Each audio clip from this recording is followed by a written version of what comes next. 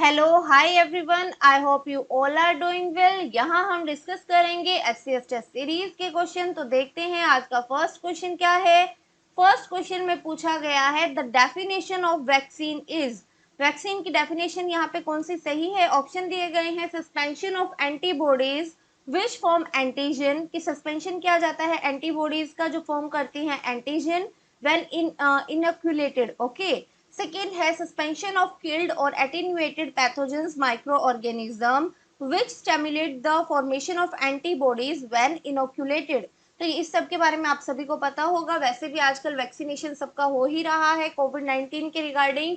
तो वैक्सीन कब होता है, वैक्सीन का मतलब क्या होता है। वैक्सीन में जो है क्या किया जाता है, किल्ड या फिर एटेन्यूएटेड फॉर्म में पैथोजेनिक माइक्रो ऑर्गेनिज्म को बॉडी में डाला जाता है ताकि जो है एंटीबॉडीज की फॉर्मेशन हो। और यदि जो है उनका अटैक हो कभी फ्यूचर में माइक्रो ऑर्गेनिजम्स का, तो एंटीबॉडी ऑलरेडी बॉडी में होती है उसके रिगार्डिंग। यही पर्पस होता है वैक्सीन का। तो इसका सही आंसर हो जाएगा बी। सस्पेंशन किया जाता है किल्ड और एटेन्यूएटेड पैथोजेंस माइक्रो ऑर्गेनिज्म का जो स्टिमुलेट करते हैं formation of antibodies when inoculated. Okay, so B is the right answer. Now move to the next question. Next question में पूछा गया है a good calorie meter should have. जो एक अच्छा कैलोरी मीटर होता है उसमें क्या होना चाहिए, उसकी लो स्पेसिफिक हीट होनी चाहिए, हाई स्पेसिफिक हीट होनी चाहिए, चेंजिंग स्पेसिफिक हीट या फिर नन ऑफ द अबव। तो इसका सही आंसर हो जाएगा लो स्पेसिफिक हीट। अब हम बात कर लेते हैं कि कैलोरी मीटर होता क्या है, ये क्या चीज मेजर करने के काम आता है। कैलोरी मीटर एक ऑब्जेक्ट है जो यूज किया जाता है कैलोरीमेट्री के लिए।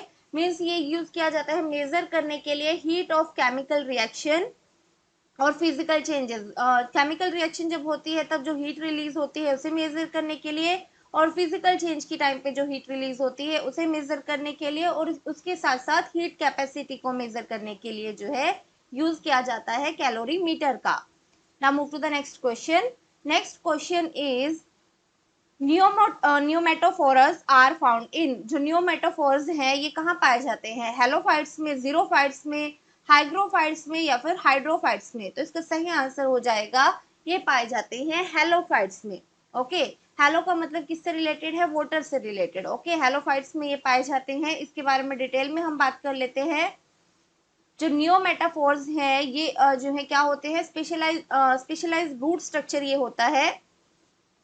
ओके, स्पेशलाइज रूट स्ट्रक्चर होता है जो पानी में उगता है। Okay, grow out from water surface, water surface से ग्रो आउट होता है और फैसिलिटेट करता है एयरेशन को। मींस एयर जो नेसेसरी होती है रूट रेस्पिरेशन के लिए वो प्रोवाइड किया जाता है नियोमेटोफोरस के द्वारा। ओके, किनमें, हाइड्रोफाइटिक ट्रीज में, जैसे कि मैनग्रोव। आपको पता ही है मैनग्रोव जो है ये वोटरी एरिया में होते हैं। आपको पता ही होगा वेस्ट बंगाल एरिया में जो है मैनग्रोव फॉरेस्ट पाए जाते हैं। सुंदरबन डेल्टा जो है इसका एक बेहतरीन एग्जाम्पल है, सुंदरबन। ओके, यहाँ पे मैनग्रोव्स पाए जाते हैं। आप मुझे ये भी बताइए कि इंडिया में मैनग्रोव जो है वो कहाँ कहाँ पाए जाते हैं। Okay, now move to the next question. Next question में पूछा गया है out of H2SO4 acid, HCl acid, CH3COOH acid और HNO3 एसिड, इनमें से सबसे वीकेस्ट एसिड कौन सा है। हाँ जी बताइए। तो इसका सही आंसर क्या होगा, वीक पूछा गया है, सबसे वीक है CH3COOH। D is the right answer. इसके बारे में हम डिटेल में बात कर लेते हैं।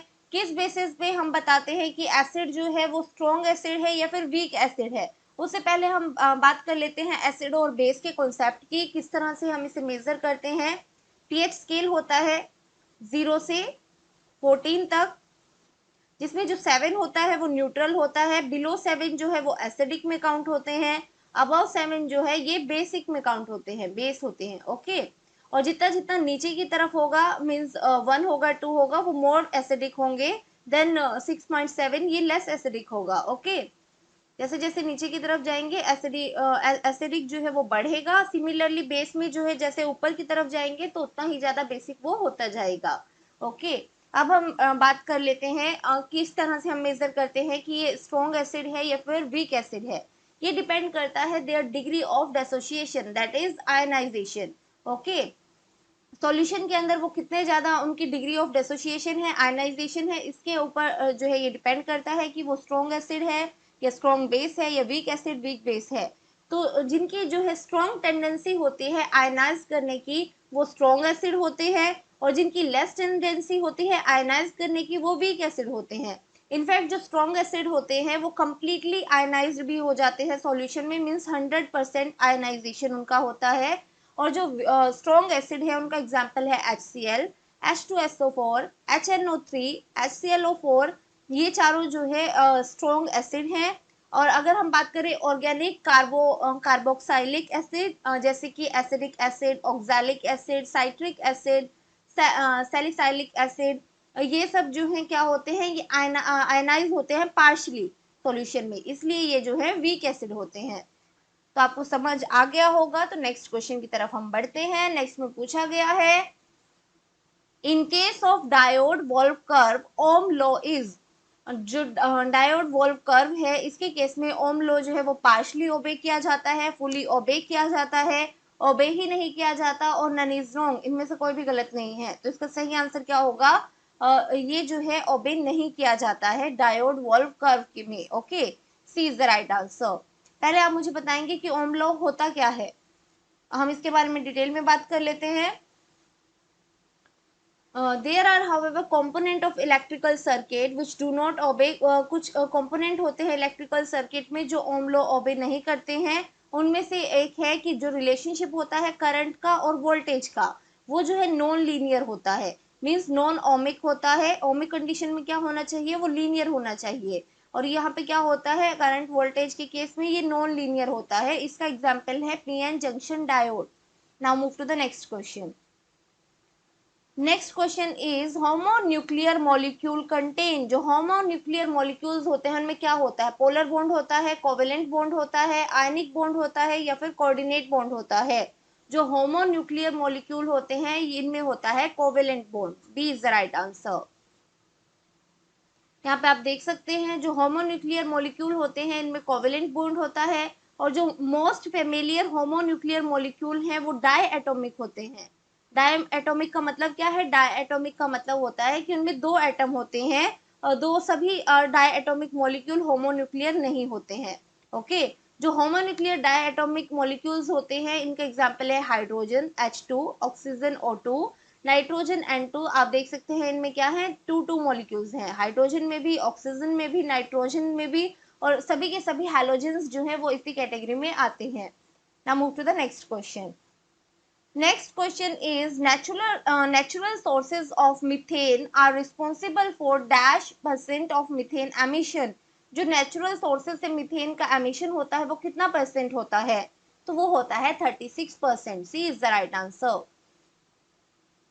यहाँ पे आप देख सकते हैं जो मेन नेचुरल सोर्सेज हैं मीथेन के वो है वेटलैंड, टर्माइट, ओशियंस। यहाँ से लगभग 36% एमिशन होता है मीथेन का। Now move to the next question. Next question is the number of elephant corridor in India is, Bharat में हाथी गलियारों की संख्या कितनी है, 86, 88, 100 और नन ऑफ द अबव। तो इसका सही आंसर हो जाएगा 88। B is the right answer. तो इसे हम देख लेते हैं कि कौन से पार्ट में कितने एलिफेंट कॉरिडोर हैं। टोटल 88 है, 88 में से 20 जो है वो साउथ इंडिया में है, 20 सेंट्रल इंडिया में है, 14 जो है ये नॉर्दर्न वेस्ट बंगाल में है, और 22 जो है ये नॉर्थ ईस्टर्न इंडिया में है। तो सबसे ज्यादा कहाँ है, सबसे ज्यादा है 22 जो है नॉर्थ ईस्टर्न इंडिया में। Now move to the next question. Next question is who is the chairman of national board for wild life. National board for wild life के चेयरमैन कौन है, प्राइम मिनिस्टर होते हैं, मिनिस्टर ऑफ एनवायरमेंट होते हैं, retired supreme court के जज होते हैं, या फिर नन ऑफ द अबव। तो इसका सही आंसर हो जाएगा national board for wild life के चेयरमैन होते हैं प्राइम मिनिस्टर, और वाइस चेयरमैन होते हैं minister of environment. Okay, detail में हम बात कर लेते हैं इसके रिगार्डिंग भी। जो national board for wild life है इसे सेटअप किया गया था under wild life protection act 1972 के अंडर। इसे चेयर किया जाता है प्राइम मिनिस्टर के द्वारा, और वाइस चेयरमैन इसके होते हैं minister of environment. Now move to the next question. ये स्टेटमेंट बेस्ड क्वेश्चन है, किसके रिगार्डिंग स्टेटमेंट दी गई है, यहाँ पे फ्यूल सेल व्हीकल के रिगार्डिंग स्टेटमेंट दी गई है, और पूछा गया है कि कौन सी स्टेटमेंट सही है फ्यूल सेल व्हीकल के रिगार्डिंग। फर्स्ट स्टेटमेंट है the only emission from this vehicle are carbon dioxide and water vapour. Okay, जो ये व्हीकल हैं, फ्यूल सेल व्हीकल्स जो होते हैं, इनमें से जो एमिशन होता है वो सिर्फ कार्बन डाइऑक्साइड और वाटर वेपर का ही होता है। ओके, ओनली यहाँ पे पूछा गया है, तो ये स्टेटमेंट बिल्कुल सही है। यहाँ से कार्बन डाइऑक्साइड और वाटर वेपर का ही एमिशन होता है। नेक्स्ट है ये हाई एनर्जी कन्वर्जन एफिशिएंसी इनकी होती है, तो ये स्टेटमेंट भी बिल्कुल सही है। और नियर जीरो पॉल्यूशन होता है, तो ये स्टेटमेंट भी सही है। ओके, तो all of the above is the right answer, D is the right answer. यहाँ पे आप देख सकते हैं जो फ्यूल सेल व्हीकल है ये एक तरह का इलेक्ट्रिक व्हीकल होता है जो यूज करता है फ्यूल सेल को इंस्टेड ऑफ बैटरी। बैटरी की जगह इसमें फ्यूल सेल का यूज किया जाता है, या फिर इसे कॉम्बिनेशन में भी यूज किया जा सकता है बैटरी के साथ और सुपर कैपेसिटर के साथ, and to power it on board electric motor. Okay, इसमें जो है ये इसमें क्या होता है, very high energy conversion efficiency होती है, नियर जीरो पॉल्यूशन होता है, कार्बन डाइऑक्साइड और वाटर वेपर जो है इसमें से केवल एमिट होते हैं, मतलब एमिशन जो है वो सिर्फ और सिर्फ कार्बन डाइऑक्साइड और वाटर वेपर का होता है। और इंडिया में जो डीजल रन बसेस होते हैं और ये जो है मेजर मीन्स हैं ट्रांसपोर्टेशन के, और ये जो है एमिट करती हैं एसपीएम एंड एसओ2, जो काफी हार्मफुल होता है एनवायरनमेंट के लिए। ओके, ये व्हीकल जो है ड्रेस्टिकली रिड्यूस हो रहे हैं, अर्बन ड्रेस्टिकली ये रिड्यूस कर देते हैं अर्बन एयर पॉल्यूशन को, and make a positive impact on the urban air quality. Okay, किसकी बात हो रही है, जो फ्यूल सेल बेस्ड व्हीकल हैं। ओके, इनकी वजह से क्या होगा, एयर पोल्यूशन जो है वो अर्बन एरिया में वो रिड्यूस होगा। सो एयर क्वालिटी जो है अर्बन एरिया की वो इम्प्रूव होगी, क्योंकि आप देख सकते हैं नियर जीरो पोल्यूशन है। एमिट भी ये सिर्फ जो है कार्बन डाइऑक्साइड करते हैं और वाटर वेपर करते हैं, इसीलिए जो है ये काफी सही होंगे एयर पोल्यूशन को अगर हम ध्यान में रखते हुए बात करें तो। Now move to the next question. Next question में पूछा गया है the Indian struggle is the autobiography of, जो इंडियन स्ट्रगल है ये किसकी ऑटोबायोग्राफी है। ऑप्शन है सरोजनी नायडू, बाल गंगाधर तिलक, जवाहरलाल नेहरू और सुभाष चंद्र बोस। तो इसका सही आंसर हो जाएगा द इंडियन स्ट्रगल बुक जो है ये लिखी गई है सुभाष चंद्र बोस के द्वारा, D is the right answer. यहाँ पे आप देख सकते हैं द ग्रेट इंडियन स्ट्रगल 1920 से जो 1942 तक ये स्ट्रगल हुई थी, ये टू पार्ट बुक है। किसके द्वारा लिखी गई है, Indian nationalist leader Netaji Subhash Chandra Bose के द्वारा ये लिखी गई है। ये कवर करती है इंडिया की हिस्ट्री को 1920 से 1942 तक, और history of Indian independence movement to the end of British imperial rule over India. इसे जो है बैन कर दिया गया था इंडिया में ब्रिटिश कॉलोनियल गवर्नमेंट के द्वारा। और ये बुक जो है द इंडियन स्ट्रगल ये पब्लिश हुई थी कंट्री में ओनली इन 1948, मतलब आजादी के बाद जो है ये पब्लिश हुई थी इंडिया के अंदर। उससे पहले इसे बैन कर दिया गया था क्योंकि उस टाइम पे रूल था ब्रिटिशर्स का। यहाँ पे आपको पता ही है हमें आजादी मिली थी 1947 में, 48 में ये बुक पब्लिश हुई थी। और जो बुक है इसी जो है एनालाइज किया जा सकता है period of Indian independence struggle को, फ्रॉम नॉन कॉरपोरेशन और खिलाफत मूवमेंट से क्विट इंडिया और Azad Hind movement of the early 1940s तक। ओके, वो आप देख ही सकते हैं क्योंकि ये बुक जो है 1920 से 1942 तक के इंडिया की स्ट्रगल को बताती है। Now move to the next question. Next question में पूछा गया है out of these two cities which two are connected by NH71A। NH71A के द्वारा जो है इनमें से कौन सी दो सिटी को जोड़ा जाता है। ऑप्शन में दिए गए हैं रोहतक और करनाल, रोहतक अंबाला, रोहतक पानीपत, रोहतक फरीदाबाद। तो ये जो है NH71A जोड़ता है रोहतक और करनाल को, A is the right answer. Now move to the next question. Next question is in which state is the Sabrimala temple for which the Supreme Court has ruled that women have the right to enter there? Okay, आपको बताना है कि Sabarimala temple काफी ये जो है news में रहा था। ये सबरीमाला टेम्पल का इशू राइट टू इक्वालिटी को लेकर काफी न्यूज में रहा था, राइट टू रिलीजन को लेकर जो है ये न्यूज में रहा था। तो बताइए कहाँ पे ये आता है, सबरीमाला टेम्पल कहाँ आता है, तमिलनाडु में आता है, केरला में आता है, आंध्र प्रदेश में, या फिर तेलंगाना में। तो उसका सही आंसर है सबरीमाला टेम्पल आता है केरला में। कौन से गॉड को ये डेडिकेटेड है, ये डेडिकेटेड है लॉर्ड अयप्पा को। ओके, सबरीमाला टेम्पल ये केरला में आता है, डेडिकेटेड है लॉर्ड अयप्पा को। Now move to the next question.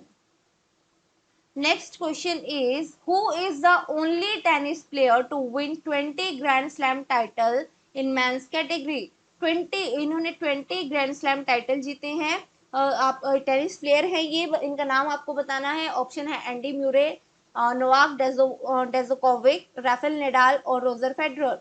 तो इसका सही आंसर है ये है Roger Federer. D is the right answer. इन्होंने 20 ग्रैंड स्लैम टाइटल जीते हैं मेंस कैटेगरी में। टेनिस के ये प्लेयर हैं। Now move to the next question. Next question में पूछा गया है who is the chief minister of Gujarat. Chief minister कौन है गुजरात के? ऑप्शन है आनंदीबेन पटेल, विजय रूपाणी, परसोत्तम रूपाला और नितिन भाई पटेल। तो इसका सही आंसर हो जाएगा गुजरात के चीफ मिनिस्टर है Vijay Rupani. D is the right answer. Now move to the next question. Next question is which is the first state of India which have passed the social audit law? ये भी जब पास किया गया था तो काफी न्यूज में आया था, काफी अच्छा स्टेप ये माना गया था सोशल ऑडिटिंग का।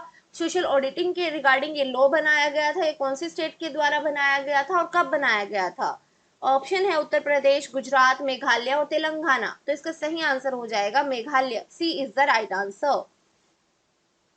जो first of its kind social audit law है ये बनाया गया था मेघालय स्टेट असेंबली के द्वारा अप्रैल 2017 में, और इसे जो है फॉलो किया गया था by pilot social audit for 26 scheme.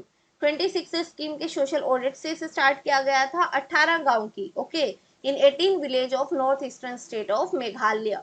Now move to the next question. Next question is who is the chairman of 7th पे कमीशन? 7th पे कमीशन के चेयरमैन कौन थे? विवेक राय, अशोक कुमार माथुर, डॉक्टर राथिन रॉय और विशाखा अग्रवाल। तो इसका सही आंसर हो जाएगा 7th पे कमीशन के चेयरमैन थे Ashok Kumar Mathur. D is the right answer. इसके बारे में हम डिटेल में बात कर लेते हैं। जो 7th पे कमीशन था इसे सेटअप किया गया था सजेस्ट करने के लिए कि चेंजेस क्या करने चाहिए सैलरी स्ट्रक्चर में सेंट्रल गवर्नमेंट एम्प्लॉयज की। तो जो 7th पे कमीशन है इसे हेड किया गया था ए के माथुर के द्वारा और टू बी इम्प्लीमेंटेड इन जनवरी 2016। और जो 7th पे कमीशन है उन्होंने जो रिपोर्ट दी थी उसमें उन्होंने सजेस्ट किया था कि हाइक होना चाहिए 23.55% से पे और अलाउंसेस में सभी सेक्टर्स में, ओके। कितना हाइक हुआ उसके बाद जहां जहां 7th पे कमीशन लागू हुआ है तो हाइक हुआ है 23.55% का। Now move to the next question. Next question में पूछा गया है which country has recently adopted cow as the national animal. कौन से कंट्री ने काउ को नेशनल एनिमल का दर्जा दिया है? ऑप्शन है श्रीलंका, भूटान, नेपाल और सिंगापुर। तो इसका सही आंसर हो जाएगा नेपाल ने। C is the right answer. Nepal ने जो है काऊ को नेशनल एनिमल का दर्जा दिया है। काऊ जो है वो सेक्रेड मानी जाती है हिंदू के द्वारा और इसे डिक्लेयर किया गया है नेशनल एनिमल नेपाल का। और जो एनिमल है उनको कॉन्स्टिट्यूशनल प्रोटेक्शन भी दिया गया है नेपाल में और उसके साथ साथ काऊ स्लॉटर को जो है बैन किया गया है नेपाल में।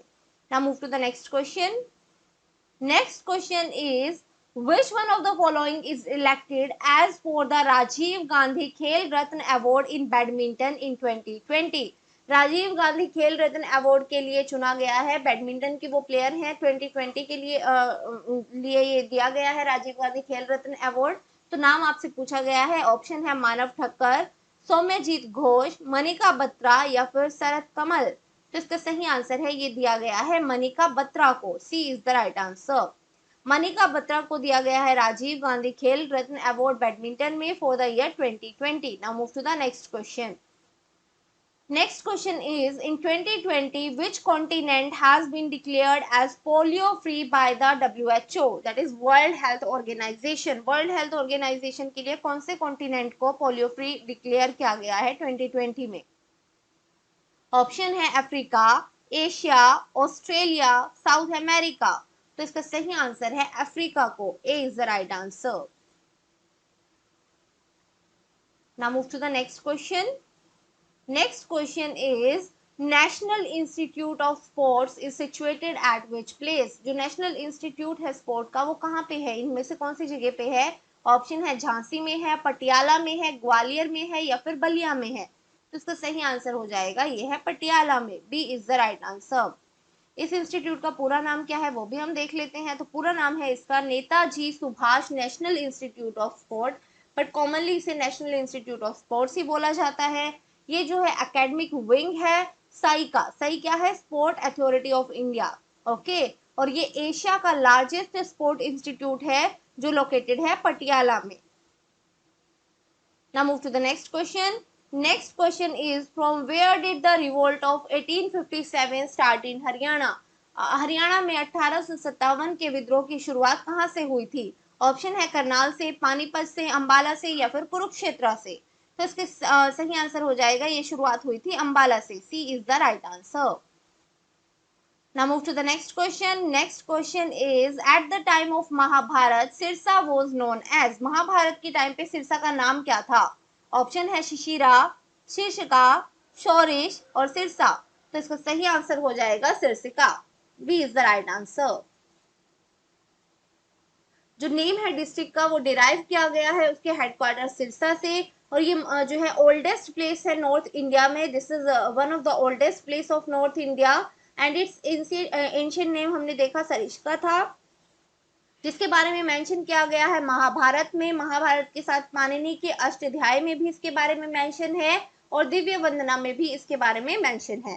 Now move to the next question. Next question is, sport person Rohit Yadav is related to which sport? कौन से गेम से ये एसोसिएटेड है? ऑप्शन है बॉक्सिंग, जेवेलियन थ्रो, रेसलिंग और cricket.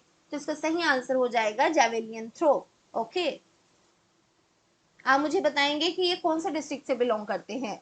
Now move to the next question. ये आज का हमारा लास्ट क्वेश्चन है। यहाँ पे पूछा गया है, who has become the youngest person to win the international Booker prize? International Booker prize जीतने वाले यंगेस्ट पर्सन का नाम पूछा गया है। तो इसका सही आंसर हो जाएगा D, Marieke Lucas Rijneveld. D is the right answer. ये जो है ये डच की रहने वाली हैं, सॉरी डच राइटर है ये, और फर्स्ट डच ऑथर है जिन्हें ये अवार्ड मिला है, और थर्ड डच ऑथर हैं जो नॉमिनेट की गई हैं। और किसके लिए जो है इन्हें ये प्राइज मिला है? ये इनका डेब्यू नोवेल था, नाम था इसका द डिस्कम्फर्ट ऑफ इवनिंग, जिसके लिए इन्हें ये बुकर प्राइज मिला है। ओके, इंटरनेशनल बुकर प्राइज 2020 इनको मिला है, और ये फर्स्ट डच ऑथर हैं जिन्हें ये प्राइज मिला है, और थर्ड ऐसी डच ऑथर हैं जो नॉमिनेट हुई थी, और इनकी जो डेब्यू नोवेल थी ये नोवेल का नाम है द डिस्कम्फर्ट ऑफ इवनिंग। तो आज के लिए इतना ही। I hope you like the video. Thank you very much. Bye bye and take care.